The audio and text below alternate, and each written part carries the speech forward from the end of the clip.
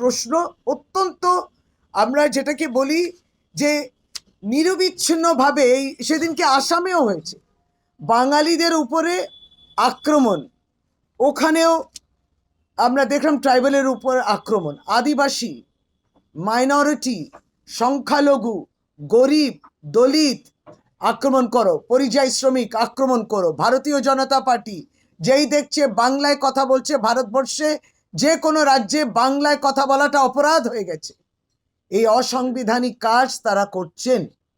আমরাও লড়ছি, আমরা এটাকে ধিক্কার জানাই এবং আমরা প্রশ্ন করছি তাদেরকে যে বেঁচে থাকার জন্য আপনি কি বাঙালিদের প্রশ্ন করছেন?